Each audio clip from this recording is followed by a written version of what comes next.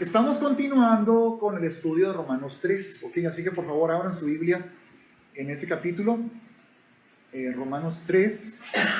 Ya vimos algunos versículos donde la palabra del versículo 1 hasta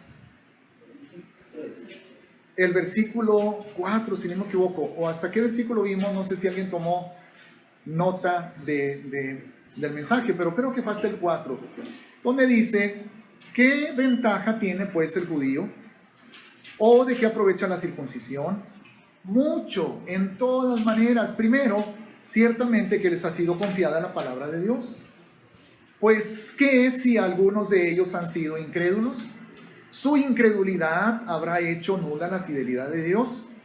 De ninguna manera. Antes bien, sea Dios veraz y todo hombre mentiroso.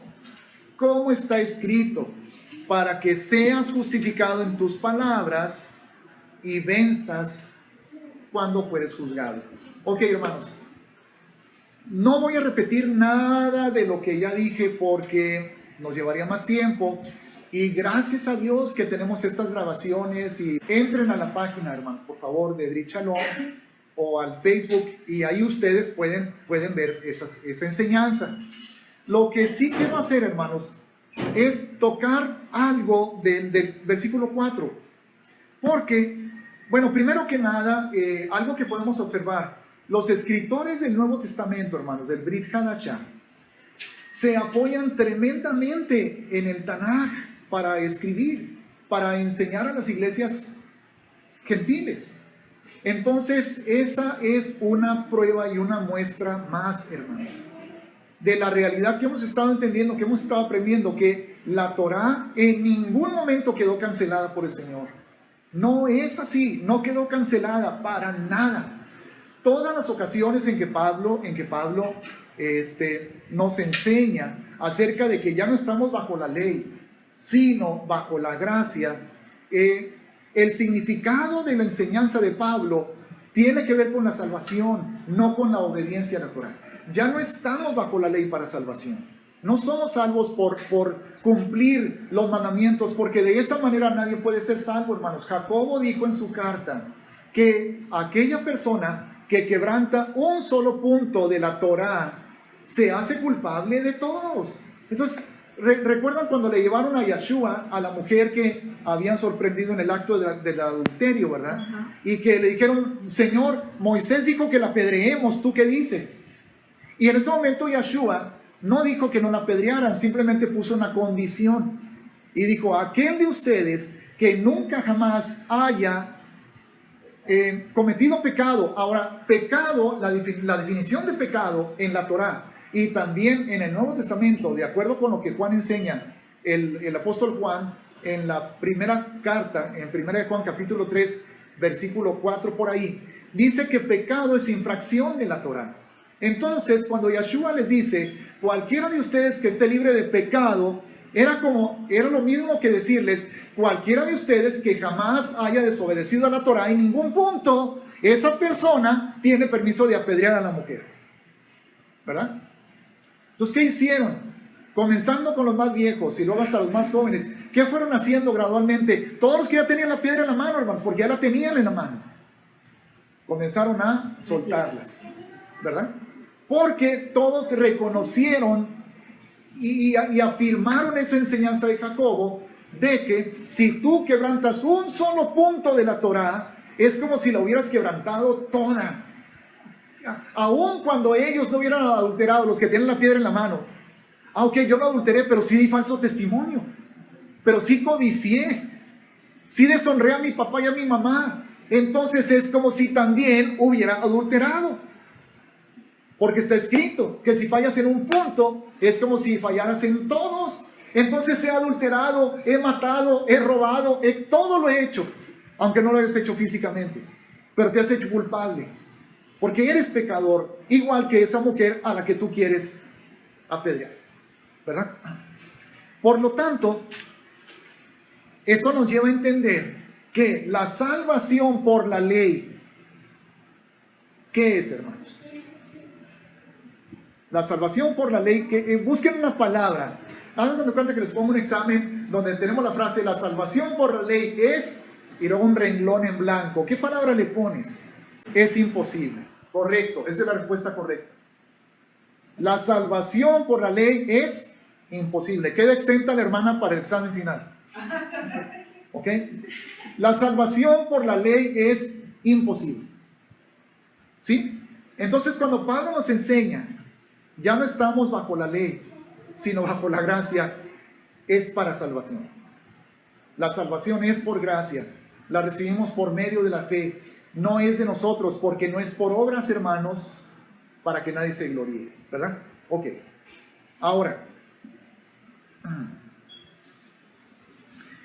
uno de los muchos pasajes del Antiguo Testamento que son citados por los escritores del Nuevo Testamento es este, el versículo 4, donde dice, de ninguna manera, o sea, de ninguna manera se hace nula la fidelidad de Dios a causa de la incredulidad de la mayor parte del pueblo judío. ¿Ok? Y cita un versículo, para que seas justificado en tus palabras y venzas cuando fueres juzgado. ¿Dónde está ese versículo en el Antiguo Testamento? Salmo 51, versículo 4. ¿Ok?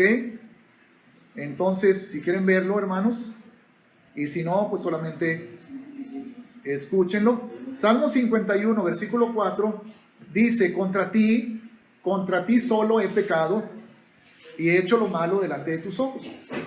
Esa es la oración de David, hermanos, cuando él reconoce que adulteró, que primero adulteró y después asesinó, y él está genuinamente arrepentido y está haciendo esta oración, ¿ok? Entonces David está diciendo en el versículo 3, porque yo reconozco mis rebeliones y mi pecado está siempre delante de mí. Contra ti solo he pecado y he hecho lo malo delante de tus ojos, para que seas reconocido justo en tu palabra y tenido por puro en tu juicio.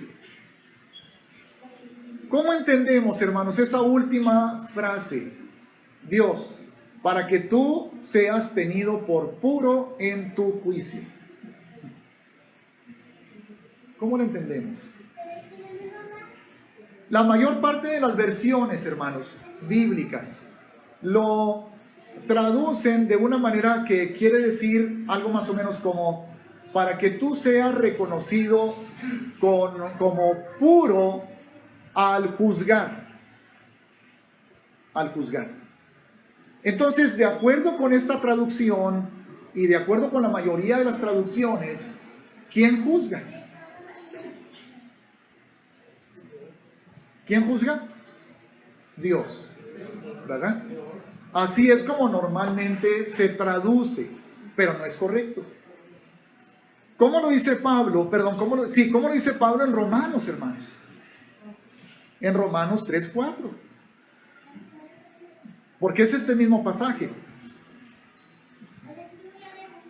Para que seas justificado en tus palabras, y como dice, y venzas cuando fueres juzgado. ¿Quién?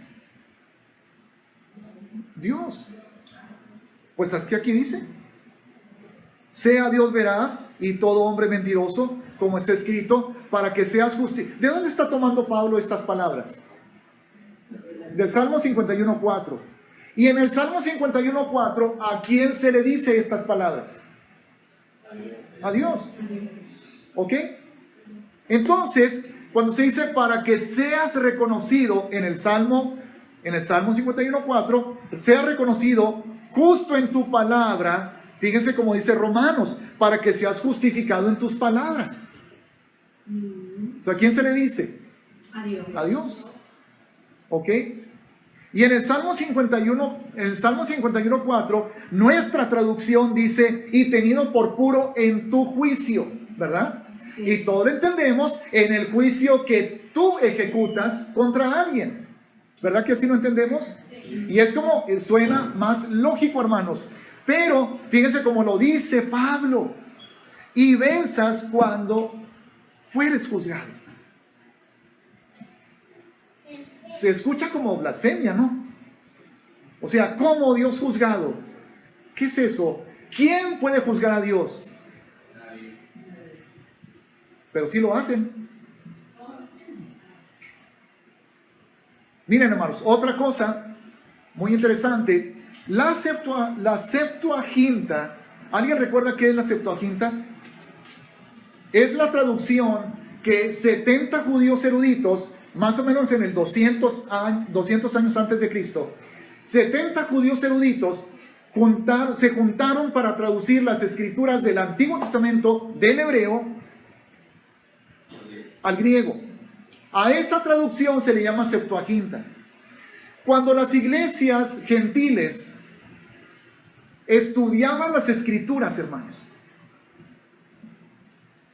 ¿cuáles escrituras estudiaban? La Septuaginta, porque ellos no sabían hebreo. ¿Ok? Los creyentes gentiles del tiempo de Pablo, de Pedro, de Juan, cuando se sentaban, cuando acudían a la sinagoga, porque lo hacían, y estudiaban las escrituras en Corinto, en Éfeso, en Tesalónica, en la región de Galacia y todo lo demás, cuando ellos tomaban escritura para aprender acerca de Yahshua y acerca de Dios y de los mandamientos, tomaban en sus manos la Septuaginta.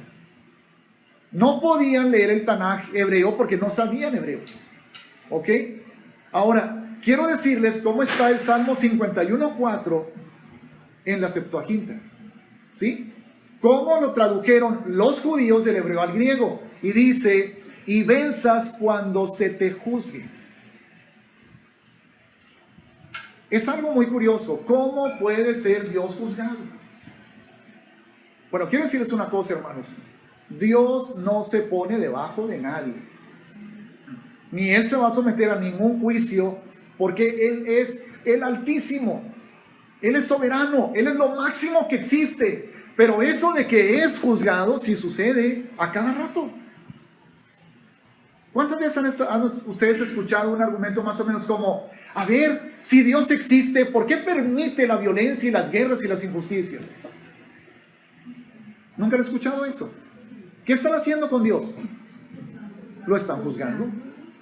Lo están acusando, hermanos. Y no está bien. Pero sí sucede. ¿Saben quién juzgó a Dios? En la Biblia está escrito. Una persona sumamente entregada juzgó a Dios. ¿Quién lo juzgó? Job. Job lo juzgó. Lo acusó de ser injusto, hermanos. Job acusó a Dios de ser injusto con él. Yo no he hecho nada malo. Yo me he portado muy bien. No es para que me trate así. No me deja ni respirar, me está ahorcando. Nada más que me dé la oportunidad, yo le voy a demostrar que él está mal, que es injusto conmigo. Eso dijo Job, hermanos. ¿Qué está haciendo Job ahí, hermanos? Lo está juzgando. Cuando una persona sufre alguna situación de enfermedad, de accidente, de tragedia, lo que sea, y dice, ¿por qué me manda Dios estas cosas? ¿Qué está haciendo? Lo está acusando de que es Él. Cuando que la palabra del Señor en Juan 10:10 dice, el ladrón es el que viene para hurtar, matar y destruir, pero yo he venido para que tengan vida y para que la tengan en abundancia. Hermanos, a Dios lo juzgan a cada rato. Ahora, esto se va a ver en el futuro también. Cuando Yahshua esté reinando durante 1000 años sobre la tierra, Él va a venir a ponerle a la humanidad la muestra de lo que es un gobierno perfecto, equitativo, donde no habrá injusticias, no se permitirá la corrupción. Él sí erradicará la corrupción al 100%. Él sí. No como los presidentes que lo prometen y jamás lo pueden lograr, hermanos. Pero Él sí establecerá justicia. Él sí establecerá equidad. ¿Y qué van a hacer las naciones al final del milenio? ¿No van a juzgarlo? ¿No van a decir, es injusto que Él esté ahí nada más y no le dé oportunidad a nadie más? Como alguien a mí me dijo en las campañas presidenciales del año pasado, donde hablaba esa persona de que estaba a favor de cierto candidato. Yo le dije, no, él no, porque no, ¿verdad? Y me dijo, no, hermano, es que ya hay, ¿por qué nomás el PRI va a estar robando? Ya hay que darle oportunidad a otros. O sea, y a otros que también puedan robar, ¿verdad? O sea, ay, Dios mío. El único rey justo, hermanos, es Yeshua. Y Él va a reinar durante 1000 años. Amén. Pero al final de los 1000 años, ciertas naciones se van a inconformar y van a ir contra Él. O sea, ¿cómo? Dios es juzgado, hermanos. Y es pecado hacer eso. Y Él rechaza eso.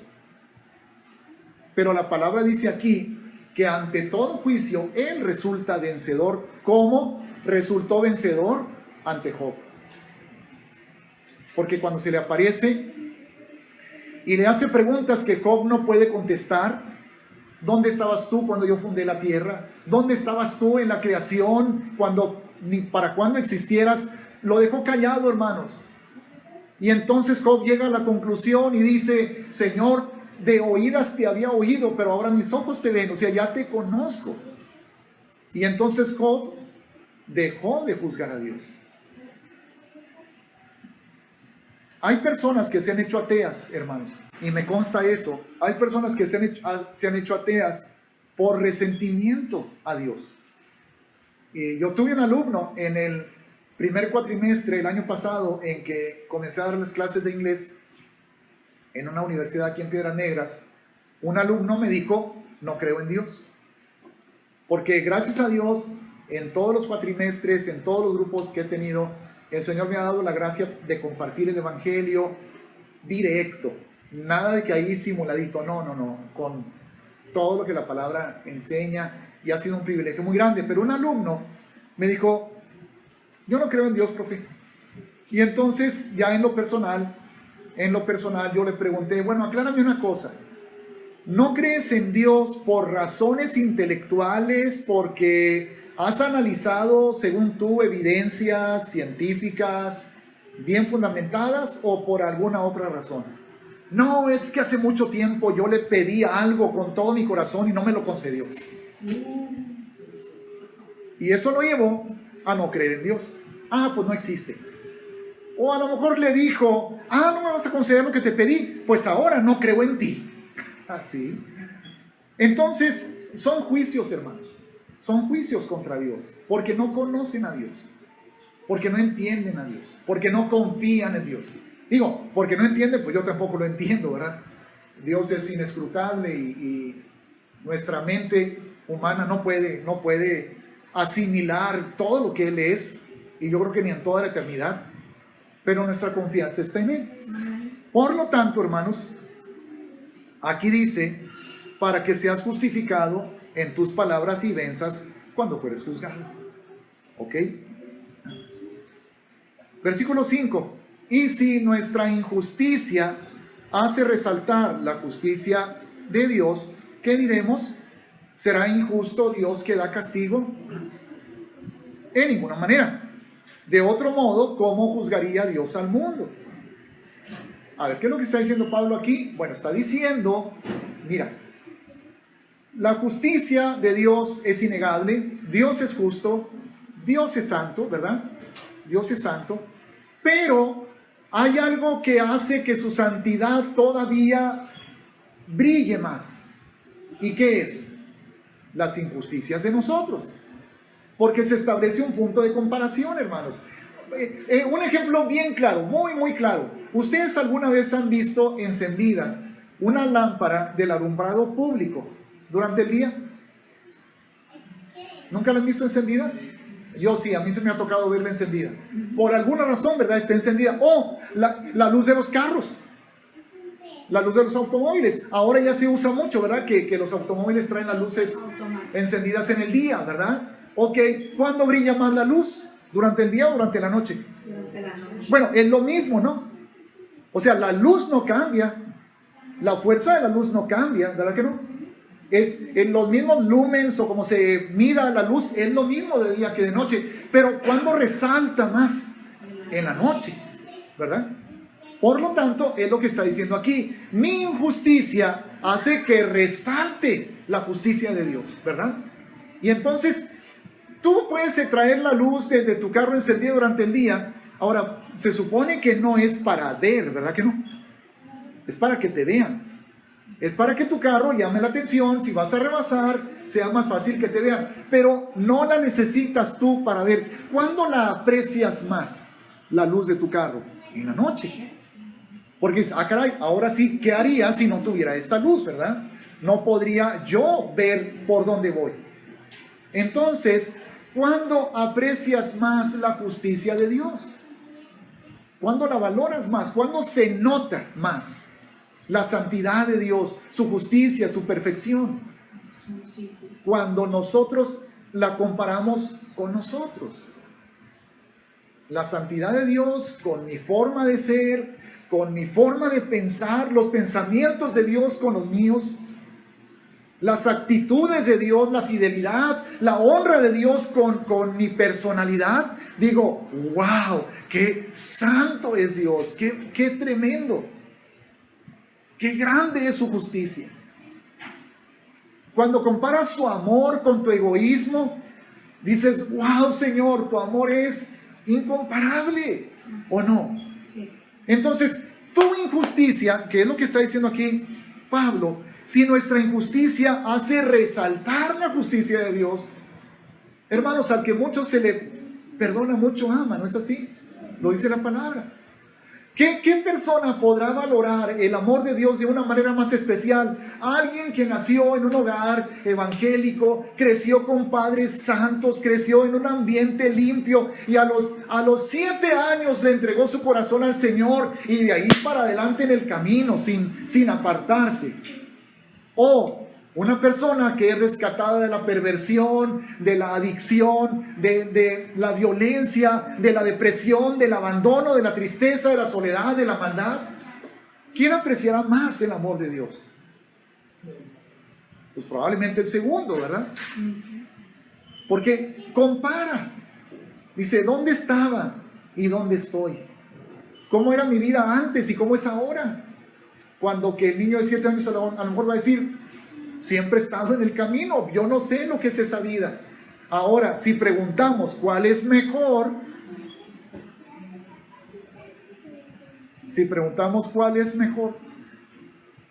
¿cuál de los dos casos? ¿Cuál? Pues el primero, ¿no? El primero es mejor. ¿Cuál quieren ustedes que vivan sus hijos? Pues el primero, ¿cómo no? ¿Verdad? Que enseñemos, que instruyamos a nuestros hijos en el camino del Señor, de modo que aunque fueren grandes, no se aparten de Él, ¿verdad? Eso es mejor, así que gloria a Dios por ello, ¿verdad? Pero cuando hay injusticia, hermanos, resalta la justicia de Dios.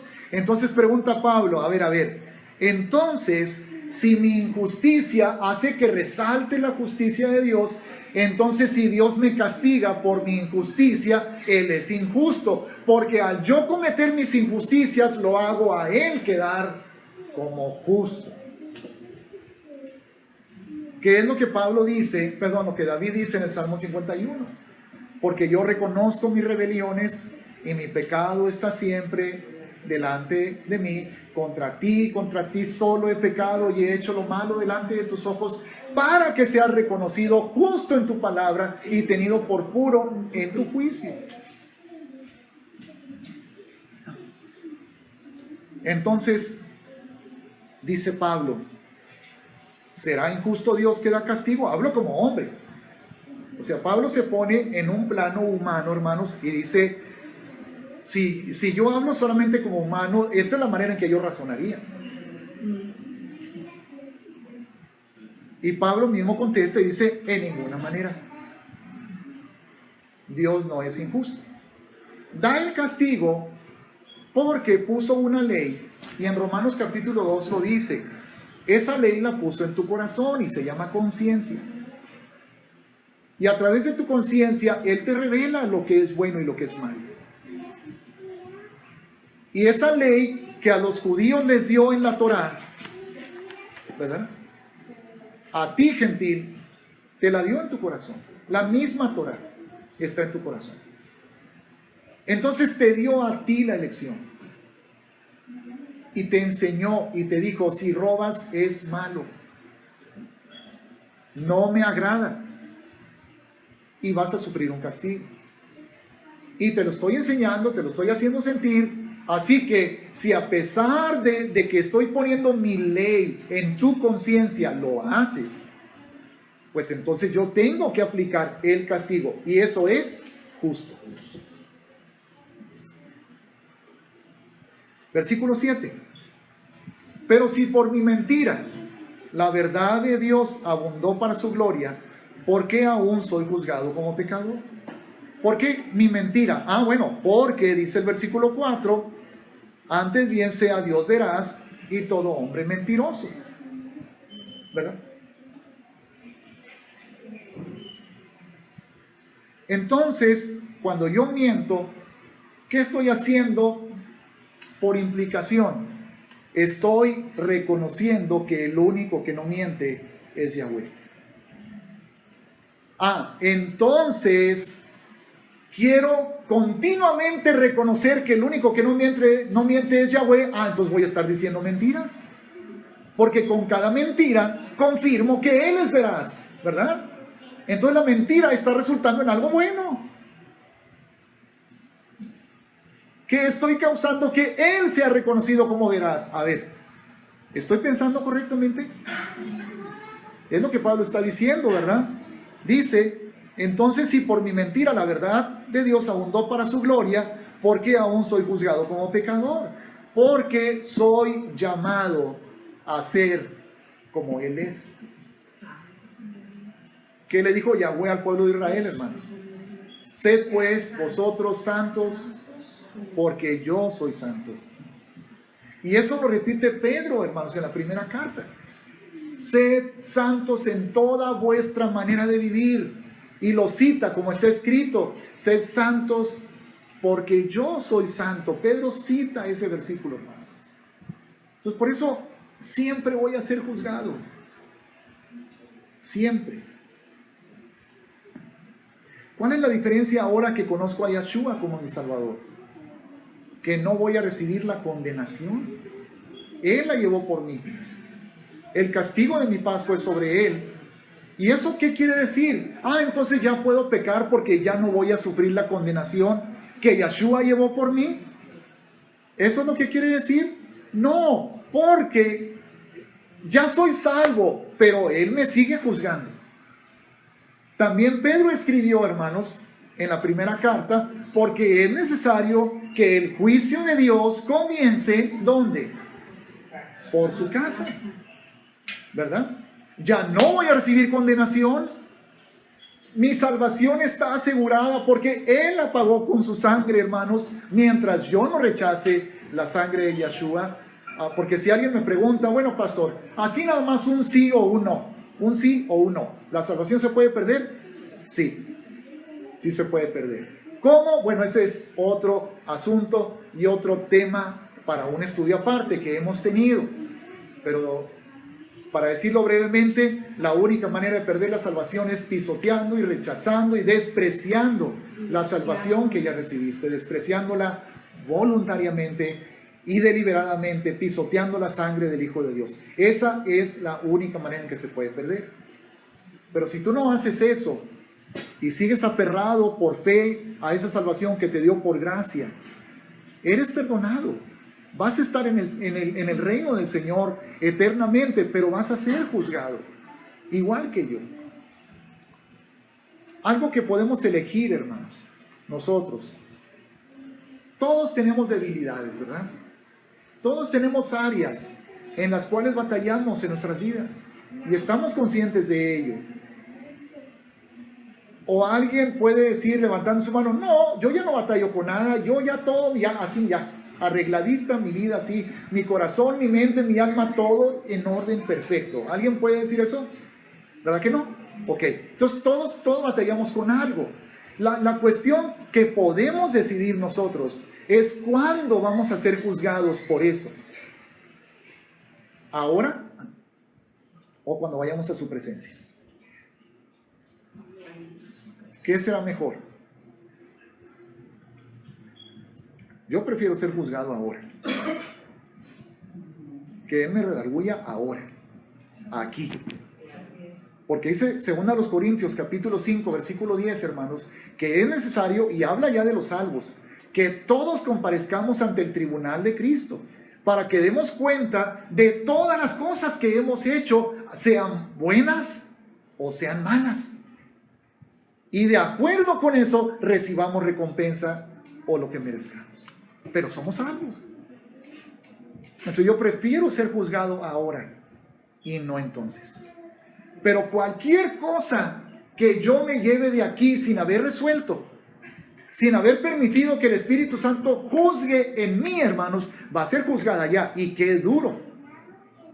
Prefiero que sea aquí, en la intimidad, cuando puedo cambiar, puedo reconocerlo, puedo someterle a Él, a su gracia, todas esas áreas de debilidad que todavía están en mi corazón, y enderezar, corregir, obedecer y decidir honrarlo y agradarlo aquí, hermanos. ¿Ok? Pero vamos a ser juzgados. De eso no hay duda y no nos podemos escapar. Aquí o allá. Mejor aquí. ¿Ok?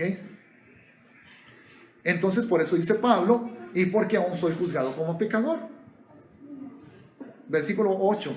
¿Y por qué no decir, como se nos calumnia, y como algunos cuya condenación es justa, afirman que nosotros decimos? A ver, no sé si esto le resulta confuso a alguien. Pablo dice, ¿por qué no decir algo que de hecho hay personas que nos acusan de que nosotros decimos eso? Pero es una calumnia, no es verdad que nosotros decimos eso. Pero bueno, déjenme decirles qué es lo que dicen que decimos, que no es verdad que decimos, pero a ver, ahí va. ¿Por qué no decir? Y luego ya está después del paréntesis y de los 2 puntos, al final del versículo 8, hagamos males para que vengan bienes.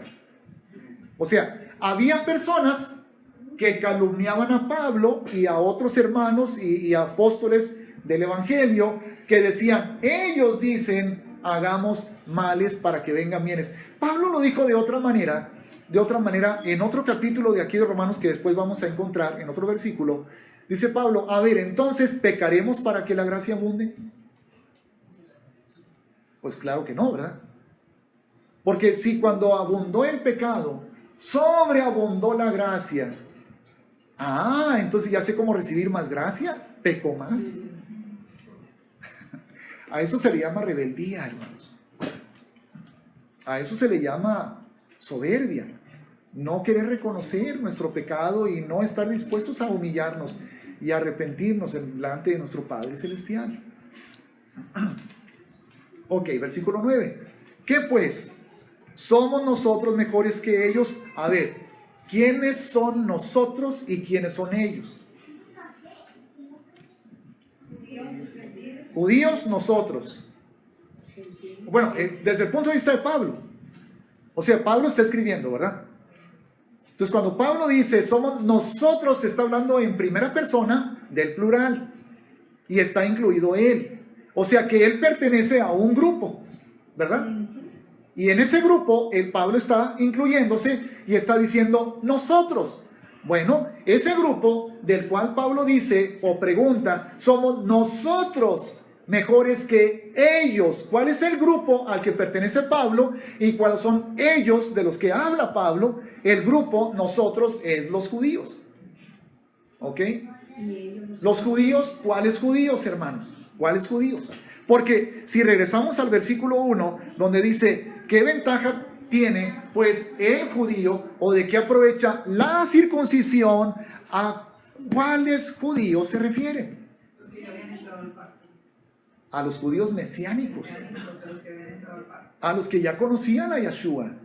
Porque ser judío y ser incrédulo no sirve de nada. ¿Ok? Y vuelvo a afirmar, hermanos, algo que he compartido con ustedes, porque hay doctrinas allá afuera, en otros grupos, tanto evangélicos como mesiánicos, en las cuales se quiere demostrar que el judío no necesita a Yeshua para ser salvo. ¡Qué mentira tan grande! Porque no me avergüenzo del evangelio, porque es poder de Dios para salvación a todo aquel que cree. Y es más, primero el judío y después el griego. ¿Ok? Y así hay muchos pasajes en la Escritura, hermanos, que demuestran que solamente por Yeshua podemos ser salvos, tanto judíos como gentiles. No hay más que un camino, una verdad y una vida. Ok. Pero cuando dice aquí que qué ventaja tiene pues el judío o de qué aprovecha la circuncisión, está hablando de aquellos judíos que sí reconocieron a Yeshua como su Salvador y como su Mesías. En el Evangelio de Juan, capítulo 1, versículo 11, dice, a lo suyo vino. A lo suyo significa a su misión, a su tarea. Y los suyos se refiere a los de su tribu de Judá. No le recibieron. Hubo miles que sí lo recibieron, hermanos, pero la mayoría no. ¿Ok? Y los suyos no le recibieron. Pero el versículo 12 dice, más a todos los que sí le recibieron, ¿verdad? O sea, si está hablando de que vino al pueblo judío y que la mayoría de ellos no lo recibió, entonces los que sí lo recibieron, ¿quiénes? Los judíos que sí lo recibieron. ¿Ok? Ahora, ¿eso se aplica a nosotros los gentiles? Evidentemente que sí. Pero ahí está refiriéndose a los judíos, hermanos. ¿Ok? Entonces, a aquellos judíos que sí le recibieron, ¿qué más dice el versículo 12? Les dio potestad de ser hechos hijos de Dios. Amén. A los que creen en su nombre. Mas a todos los judíos que sí lo recibieron, a los que creen en su nombre, les dio potestad de ser hechos hijos de Dios. Por eso, a ciertos fariseos en Juan capítulo 8, Yeshua les dijo, ustedes son hijos de vuestro papá, el diablo. Porque no estaban creyendo en él. ¿A poco se van a ir al cielo los hijos del diablo? Ay, pues claro que no, ¿verdad? Entonces Yeshua mismo está diciendo, ustedes judíos no pueden salvarse más que a través de mí. Y el que me recibe a mí, ¿a quién recibe? Al que me envió. Por lo tanto, si no me recibes, estás frito. Bueno, vas a estar, ¿verdad? Pero es muy importante que entendamos que aquí Pablo, hermanos, cuando habla del judío o dice nosotros mejores que ellos, está hablando en el nosotros de quién, ya lo dijimos, Los judíos. de los judíos mesiánicos, mesiánicos, ¿sí? Creyentes, ¿ok? Ahora, somos nosotros, ya dijimos, nosotros los judíos mesiánicos, mejores que ellos ¿quiénes? ¿Gentiles cuáles? ¿Cómo? Los que no creen. ¿Gentiles? No, los que creen.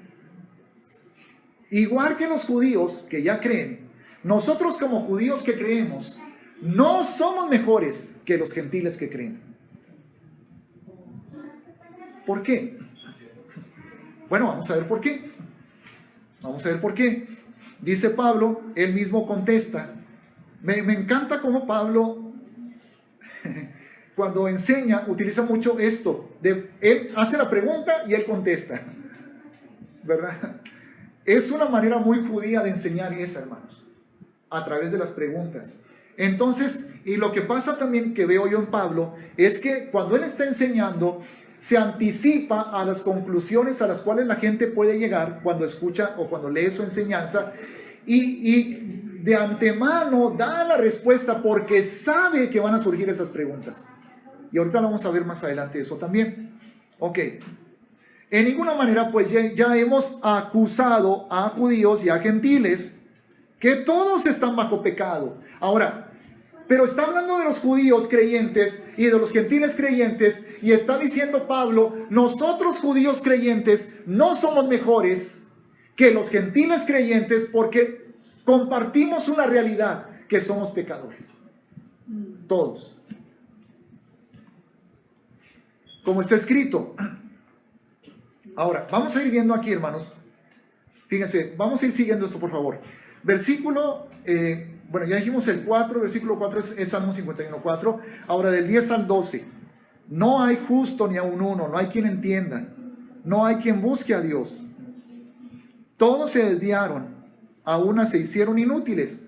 No hay quien haga lo bueno, no hay ni siquiera uno. ¿Ok? Salmo 14 del 1 al 3 y Salmo 53 del 1 al 3. O sea, estos versículos del 10 al 12 están tomados de esos dos salmos. ¿Sí? Salmo 14 del 1 al 3 y Salmo 53 del 1 al 3. ¿Ok?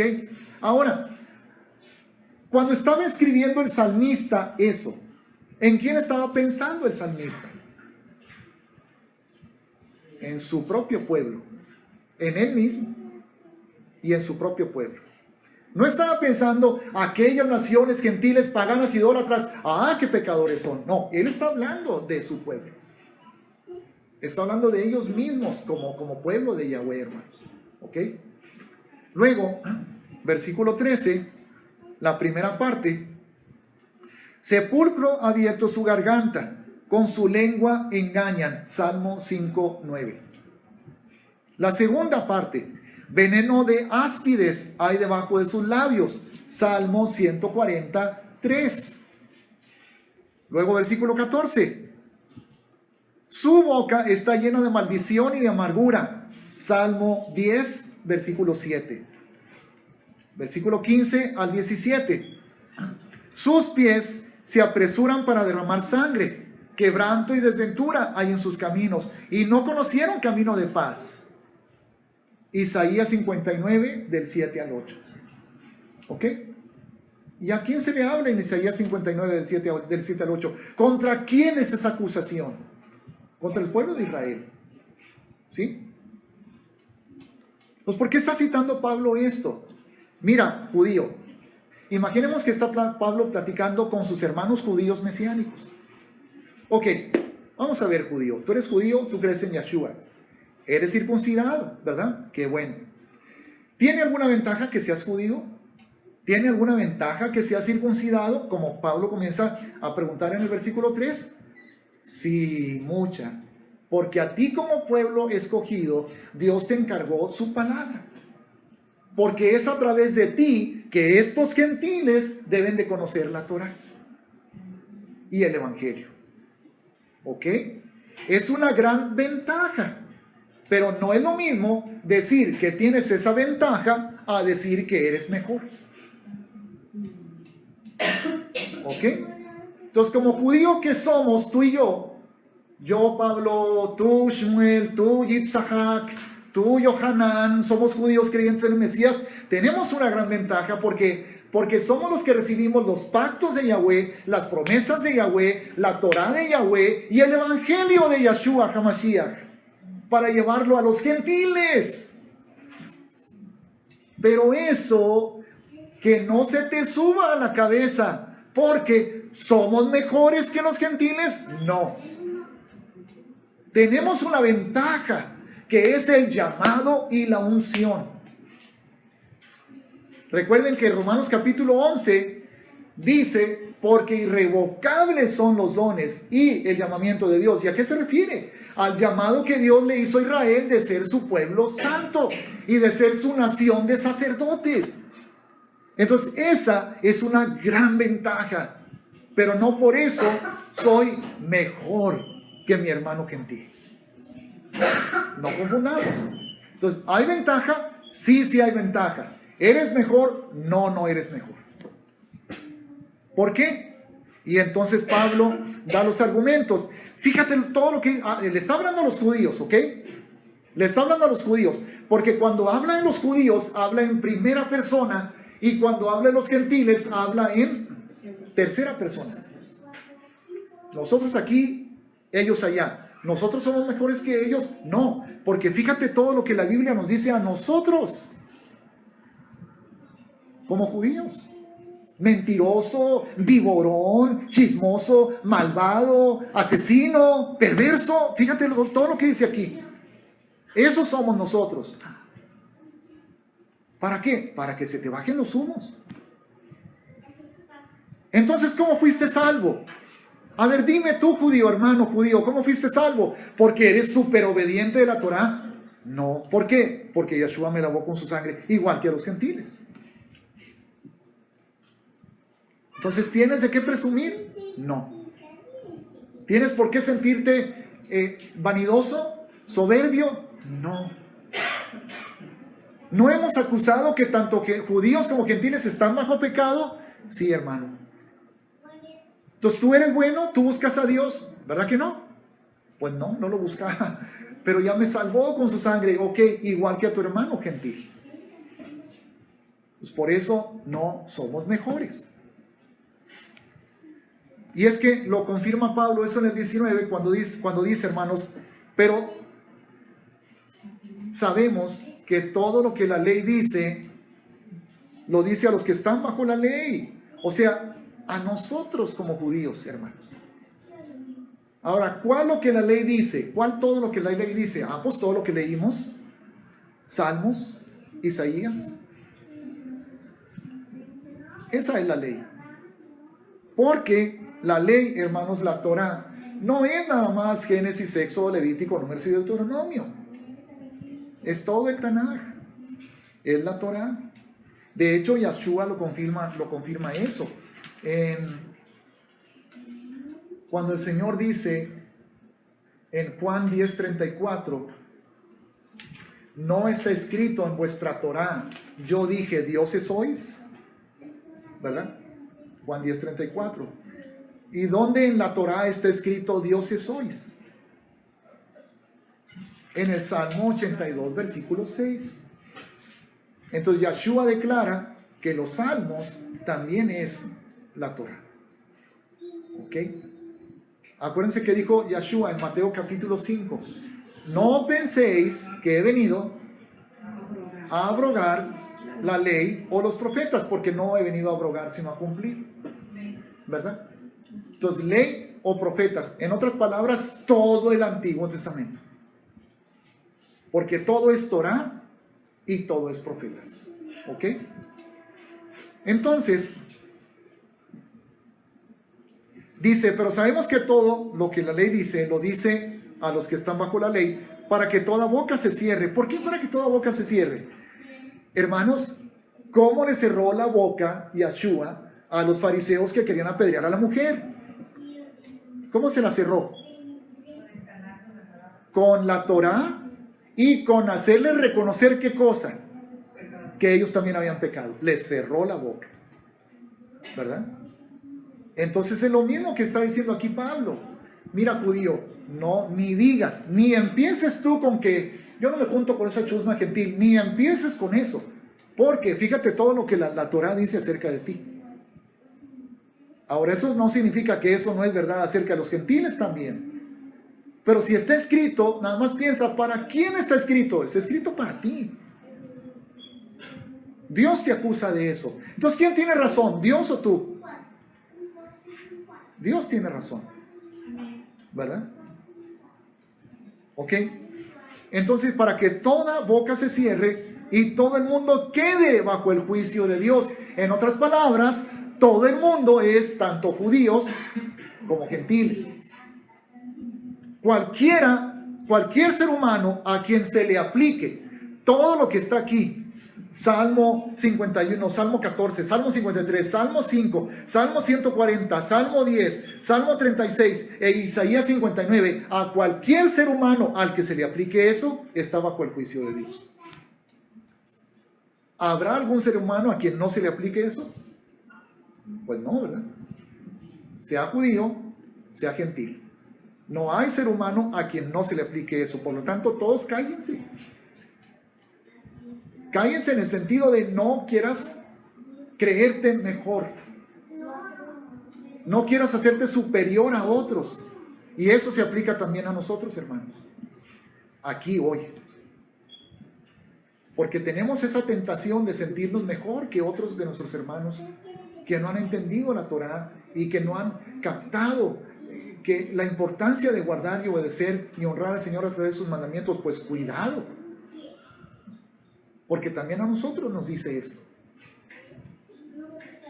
Y llegamos a una conclusión. Soy salvo por gracia. Nada más. Y gloria a Dios, ¿verdad? Gloria a Dios. Y para terminar, hermanos, versículo... ok, pues sí, 20. Ya que por las obras de la ley, ningún ser humano será justificado delante de él, porque por medio de la ley es el conocimiento del pecado.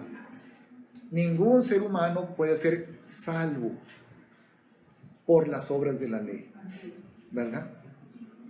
Entonces, lo tomamos ahora, porque por medio de la ley es el conocimiento del pecado. Bueno, ¿qué significa eso? Que el pecado no es otra cosa que caminar y vivir y actuar contra los mandamientos. Entonces, la Torá te revela los mandamientos, o sea, te revela el carácter de Dios, te revela su santidad, y cualquier cosa que va en contra de esa santidad de Dios, hermanos, es pecado. Entonces, eso no significa, no es algo malo que la ley nos traiga conocimiento del pecado, porque si no tenemos conocimiento del pecado, es imposible que haya arrepentimiento. Y si no hay arrepentimiento, es imposible que haya salvación, perdón de pecados. Entonces, ¿cómo puedo ser salvo si no reconozco que necesito ser salvo? ¿Y de qué voy a ser salvo? De la condenación del infierno. ¿Y por qué estoy condenado? Pues por el pecado. ¿Y cómo voy a reconocer que estoy condenado por un pecado que no sé qué es pecado? ¿Mande? Para eso necesito la Torá, para entender qué es pecado. Y entonces decir, Padre, yo reconozco que he quebrantado tu Torá. Y necesito el perdón que solo la sangre de Yahshua me puede dar. Amén. Amén. Ya la próxima semana continuamos con 21 al 31, si es que completamos. En el nombre de Yahshua.